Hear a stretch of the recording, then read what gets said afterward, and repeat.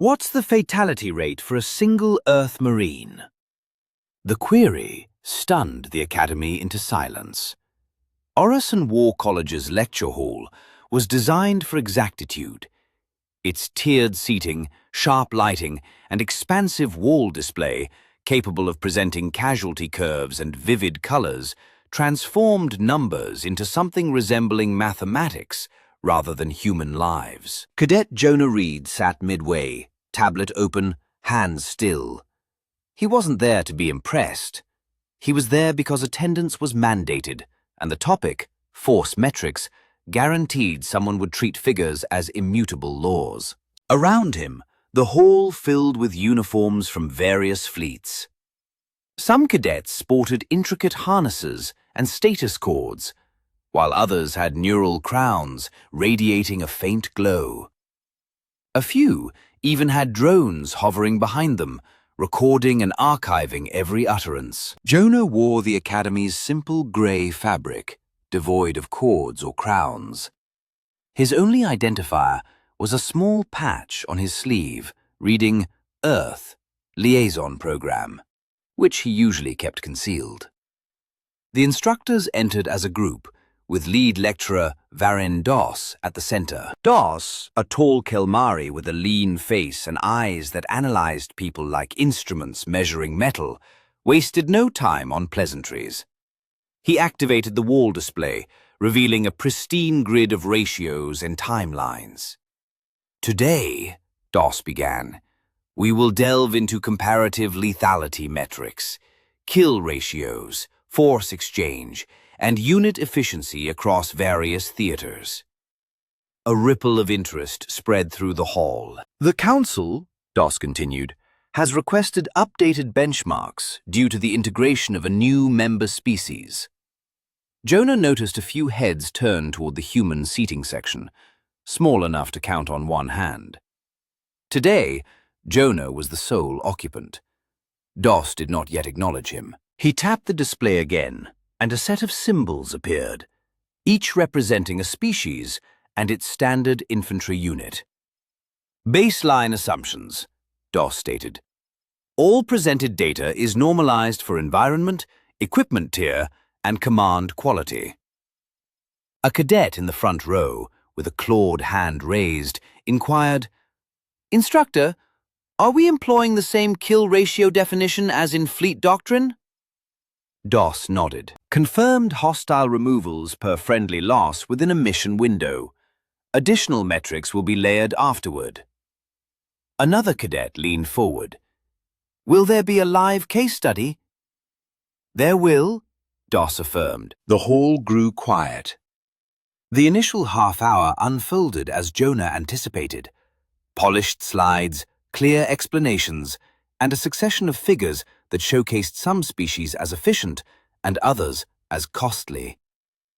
Doss highlighted a recurring pattern. Most forces, he observed, enhance lethality through automation, targeting systems, predictive movement overlays, and integrated suppression grids. He paused at a graph depicting Savar infantry holding a corridor with overlapping fields. The Savar exemplify disciplined teamwork, he asserted. High kill ratios, low variance, dependable outcomes. A Savar cadet straightened in their seat. Doss proceeded to discuss the Tarn, heavy infantry, slow but resilient, and then the Veskri, known for aggressive assault tactics, high casualties, and successful missions. Each time, the hall absorbed the numbers, labels, and assumptions. Jonah, nevertheless, took notes. He wasn't there to dispute. He was there to comprehend how other forces reasoned, recognizing its paramount importance over their equipment. Finally, Doss turned to face the hall. Now, he declared, we address the question that persistently arises in council reviews. He tapped the display, and a new slide appeared with a single line of text. What is the kill ratio for one Earth Marine? A hushed murmur spread through the seats. Jonah remained still. A Vesri cadet 2 rows back chuckled softly. "One soldier. That's not a useful unit." A Lyron cadet interjected. "Humans are not a war species. Their forces are small." Doss raised a hand, and the hall quieted.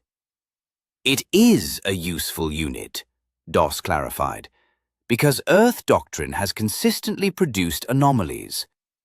He paused again, his gaze settling on Jonah for the first time. "Cadet Reed is present under liaison terms," Doss stated. "He will not be questioned without consent. Today is not about politics. Today is about data." Jonah maintained a neutral expression. Doss tapped the display once more. The ensuing chart was not a smooth line, but a cluster of spikes. Mission identifiers aligned the side. Small raids, shipboard actions, urban clears, extraction holds, defensive delays. Each entry listed a number. It took the hall a few seconds to grasp what they were witnessing. Then, a voice, taut with disbelief, broke the silence. "That is incorrect!" a Keel Murray cadet exclaimed. "Those ratios exceed platoon capacity!" Doss remained unfazed. "They are correct. Each entry is from verified sensor logs and after-action audits." Another cadet leaned forward. "One Marine?" Doss nodded. One Earth Marine is the primary action element, at times supported by local assets, not accompanied by an Earth squad. The hall became quieter than Jonah had ever heard it. The numbers didn't reveal a steady advantage. They revealed something more profound. They showed a human achieving outcomes that were supposedly the domain of an entire unit. A Savar cadet spoke softly. "How is variance so high without collapse?" Doss changed the slide. A still image filled the screen. A helmet camera frame frozen mid-motion. The perspective was low and constricted. A smoky corridor, a body being dragged by its harness, a rifle held with one hand. A name appeared beside the image. Staff Sergeant Daniel Mercer. Jonah felt a subtle shift within his chest. Not pride, but recognition. Mercer was not a myth. Jonah had reviewed his case files before leaving Earth, not for stories, but because the Academy would ask questions, and he wanted to be prepared. Doss resumed speaking. "Mercer served in 3 coalition theaters," he explained. "His unit was often undersupplied by Council standards. Limited ammunition, limited medical support, limited automation." He pointed at the image. Despite that, his mission completion rate remained high. His kill ratio remained high. His survival rate remained high. A Vesri cadet slowly raised a hand, as if uncertain whether it should be noticed. "Instructor, if the Marine is so effective, why do humans not dominate Council forces?" Doss did not answer immediately. He changed the slide again. A simple list appeared. Adaptability, persistence, mission focus. "These are not slogans," Doss asserted. "They are observed factors." He gestured to the first. Adaptability. Mercer repeatedly adjusted methods under pressure. He did not rely on a single system. When sensors failed, he used sound. When comms failed, he used timing. When ammunition ran low, he altered engagement distance. He gestured to the second. Persistence. Injury did not incapacitate him. Fatigue did not incapacitate him. Environmental stress did not incapacitate him. He degraded, but he continued. He gestured to the third. Mission focus. Mercer did not seek kills. He sought outcomes. Kills were a byproduct. A cadet near the top row, voice now smaller, inquired, "What was his kill ratio?" Doss surveyed the hall. "For the case set shown," he replied, "his average ratio was so high that several species academic models rejected it as impossible." The hall held its breath. Doss added, "It was possible. It happened." Jonah finally looked up from his tablet. He felt no triumph, only weariness, because he knew what came next in rooms like this. People would inquire how to replicate it. They would ask what implant, what drug, what trick achieved it. They would miss the essence. Doss changed the slide one last time. The text was plain. Do not ask what humans are.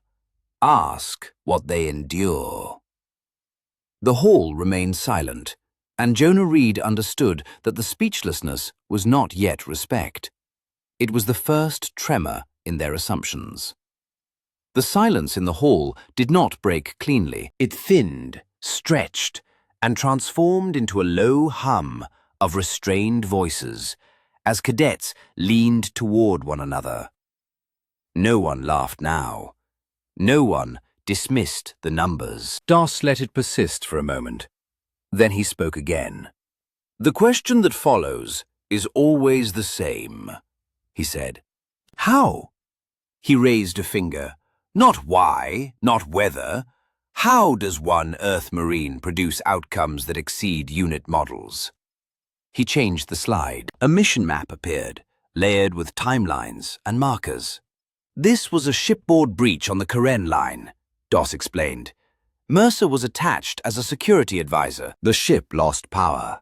Internal gravity fluctuated. Automated turrets failed." The map zoomed in. "Council doctrine would classify this as a withdrawal scenario," Doss stated. Mercer classified it as a delay problem. Jonah knew this one. Mercer had been holding a junction while evac shuttles cycled. The after-action report listed 13 hostile neutralizations over 19 minutes. What the report did not emphasize were the pauses between them. Doss pointed at the timeline. "Notice the spacing, long gaps between engagements." A cadet frowned. "That suggests inefficiency." "It suggests patience," Doss clarified. "Mercer did not clear the corridor. He denied it." He highlighted a section where the hostile advance stalled without visible contact. "Sound discipline," Doss observed. "Light control, controlled movement. The hostiles advanced slower because they believed he was elsewhere." A Tarn cadet spoke up. "That is deception doctrine." "Yes," Doss agreed. "But note that he did it without dedicated tools. He used debris. He used timing. He used expectation." The slide shifted again. A ground operation appeared next. Urban terrain, collapsed structures, smoke. "This was a coalition push that failed," Doss said. Mercer was separated from his unit. He was given the option to exfiltrate. Jonah's jaw tightened slightly. Doss continued. "He did not. He stayed to cover Allied retreat." Numbers appeared. Hostile losses climbed slowly. Friendly losses ceased entirely after a point. A Lyron cadet asked, "Why did hostiles continue advancing against a lone combatant?" Doss answered without hesitation, "Because Mercer allowed them to believe he was slowing." The projected visual displayed stills from a body camera, crimson stains on armor, a limp, a stumble. "Mercer exhibited degradation," Doss stated, adding that the individual intentionally appeared more broken than he truly was. Jonah's gaze drifted to his tablet, where he had unconsciously jotted a note. "Never look finished." Doss proceeded. "Another frequent inquiry," he articulated, "was why human units did not collapse when key figures, such as Mercer, were incapacitated." A graph emerged, illustrating Earth Marine detachments across various deployments. Losses occurred, performance wavered, then stabilized. Humans, Doss explained, diversified their training for redundancy. They did not depend on a single optimal state. Instead, they anticipated setbacks and prepared for continuity. A cadet positioned near Jonah leaned over and whispered, "They expect to be heard." Jonah offered no reply. Doss advanced to the next slide. "Now," he announced, "we directly confront the kill ratio." A collective rigidity permeated the hall. "The kill ratio is not an objective in Earth doctrine," Doss clarified. "It is a consequence." He presented a comparison. 2 units, a Savar platoon and an Earth Marine fire team. The Savar figures were precise, streamlined, and predictable. The human data, however, was erratic. Peaks, troughs, and recoveries. "Which is superior?" Doss inquired. Silence. "Neither," he concluded. "They are optimized for distinct types of failures." He gestured toward the human statistics. When circumstances deteriorated beyond initial assumptions, Earth Marine performance did not collapse, it adapted its form. Jonah again sensed eyes on him. Doss subtly turned toward the human section. "Cadet Reed," he began, "with your permission?" Jonah gave a brief nod. "Is Staff Sergeant Mercer exceptional by Earth standards?" Doss asked. Jonah chose his words carefully. "He is highly skilled." That elicited some quiet reactions. Doss pressed. "Is he unique?" "No," Jonah responded. "He serves as a clear example." The hall absorbed this information. A Vesri cadet posed a question. "Then why do your forces not publicize these figures?" Jonah calmly replied, "Because they are meaningless in isolation." Doss assented. "Precisely." He tapped the display once more. A final image appeared. Mercer, leaning against a wall, helmet removed, eyes shut, dried blood on his sleeve. No adversaries were visible, no sign of triumph. Mercer, Doss explained, did not gauge success by the number of hostiles eliminated, but by the mission's conclusion. The slide dissolved. "Earth Marines do not ask how many they will eliminate," Doss stated. "They ask how long they must endure, how far they must advance, and what the cost will be." He surveyed the assembly. The answer to the query, "What is the kill ratio for one Earth Marine?" was this. He added, "There is no fixed numeral." The hall remained hushed. "Because the ratio escalates when the mission demands it," Doss continued, "and recedes when restraint is more beneficial." Jonah perceived a subtle shift in the room's atmosphere, not admiration, but a re-evaluation. The lecture concluded soon after. Cadets exited with unusual slowness. A few glanced at Jonah, but none approached him, which was agreeable. He packed his tablet and rose. Behind him, the screen still displayed the concluding line of text. "Kill ratios measure bodies, humans measure outcomes." Jonah departed the hall, knowing the Academy would remember the data, but more importantly, it would remember the silence that followed. By the subsequent cycle, the Academy harbored questions. Not vociferous demands or challenges, but quiet inquiries posed in private chambers and secure channels, where pride yielded to the imperative of survival. Jonah Reed sensed it the moment he entered the tactics wing. Conversations paused, not out of rudeness, but just long enough to acknowledge his presence. He was not important.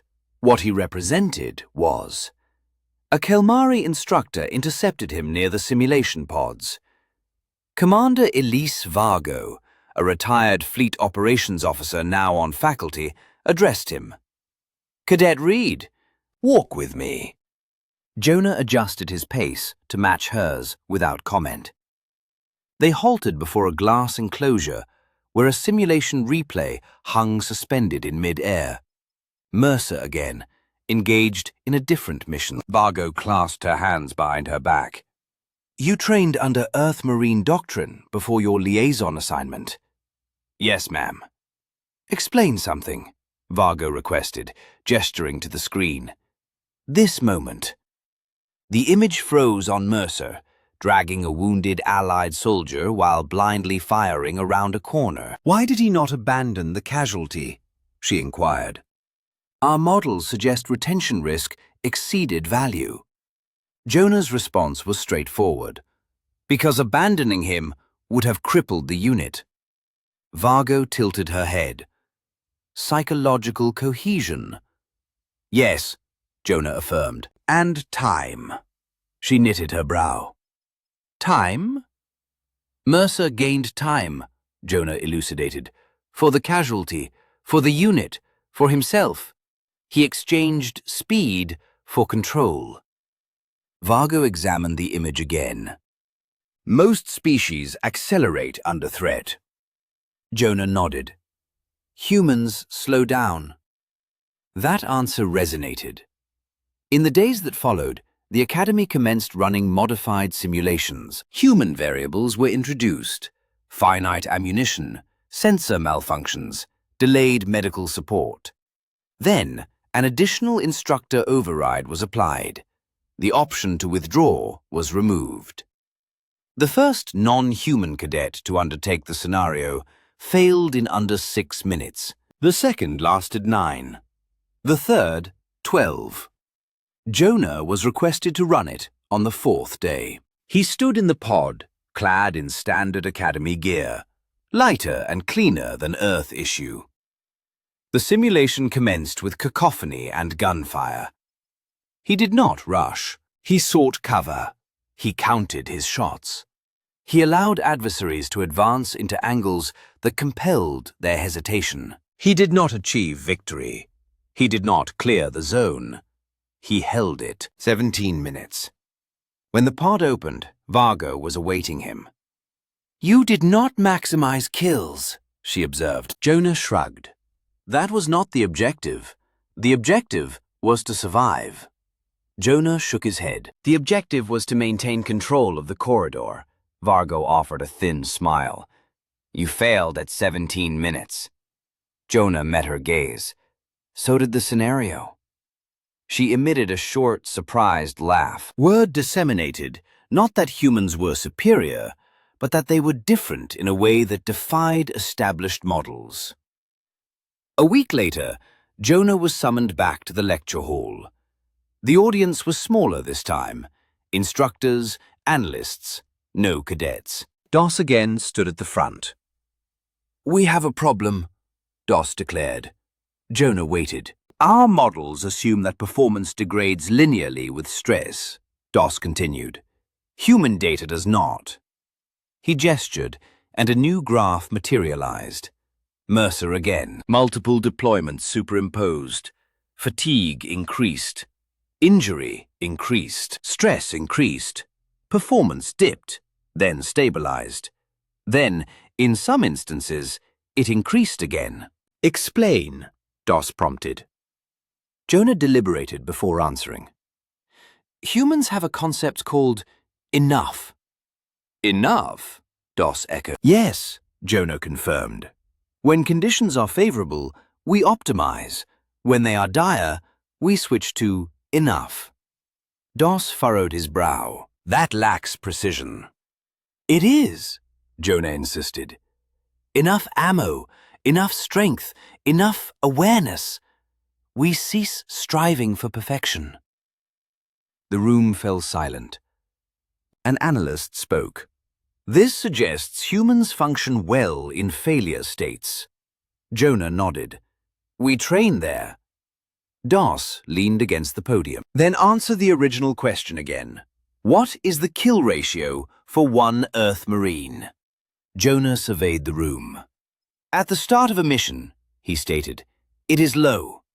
Some eyebrows rose. When circumstances worsen, Jonah continued, it rises, not because the Marine becomes stronger, but because the situation demands less restraint. Doss considered this. And when does it cease rising?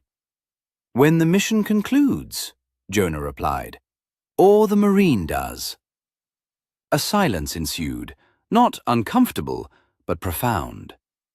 Doss eventually spoke. The Academy posed the wrong question. He altered the display. The old title vanished. A new one appeared.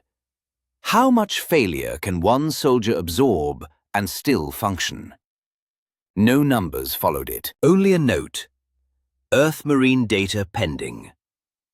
Jonah departed the hall, sensing a fundamental shift. They were no longer inquiring how many humans it took to fight a war. They were asking how many failures it took to halt one. And that answer would prove unsettling. The Academy quietly published its revision.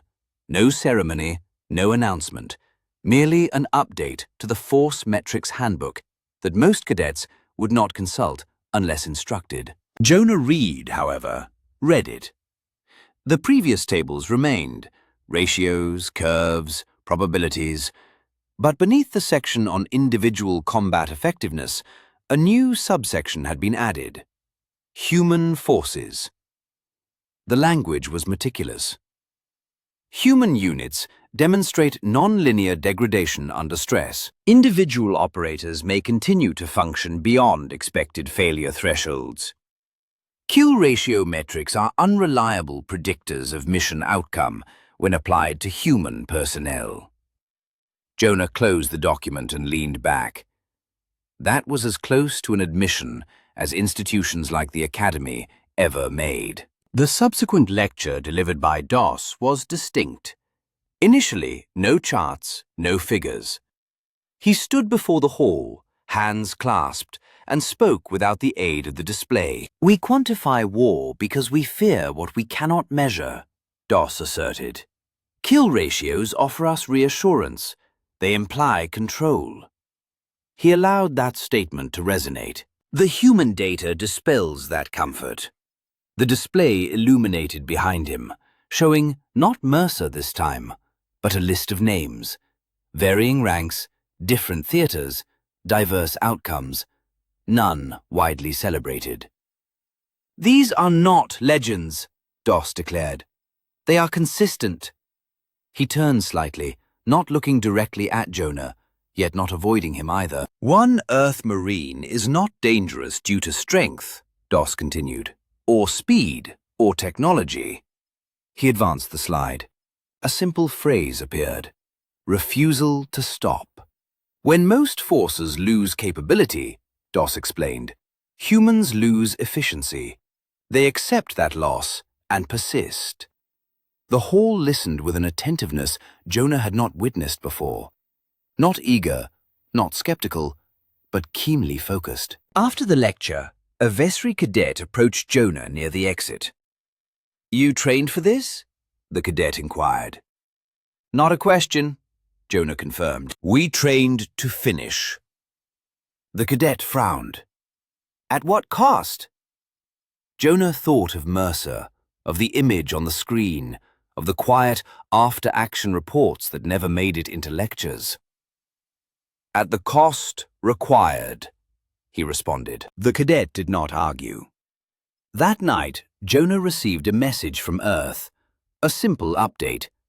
Staff Sergeant Mercer had retired. No injuries were listed, no commendations attached, just a concluding line. Mission complete. Jonah pondered this revelation for some time. He then understood that the O Academy had erred in another aspect. They had mistakenly identified Mercer as the benchmark. He wasn't the example, he was the rationale. Several weeks subsequent, the Council initiated a confidential meeting concerning human integration protocol. Doss received an invitation, as did Vargo. Jonah, however, was not included. His presence was unnecessary. The outcome permeated through revised curricula and modified training scenarios. Human operatives would no longer be evaluated solely on their kill ratios. Instead, their assessment would encompass mission adaptability, their resilience when situations deteriorated, their capacity to endure before succumbing, and their consistent ability to withstand adversity. On his final day at Orison War College, Jonah passed the lecture hall one last time.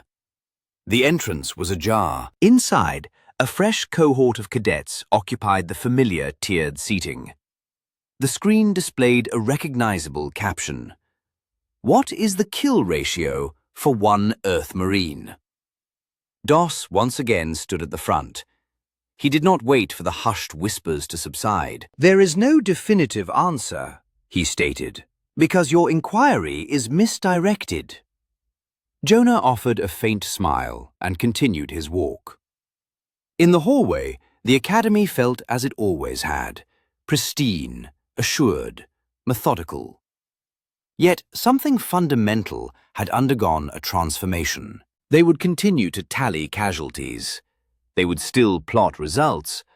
But now, somewhere within their calculations, an empty void existed where a numerical value should have been. And within that void resided the unsettling reality that a single Earth Marine achieved superior results not because he eliminated a greater number of adversaries. He accomplished this because when the task required peak effort, he consistently delivered sufficient, and then some extra, until the objective was met.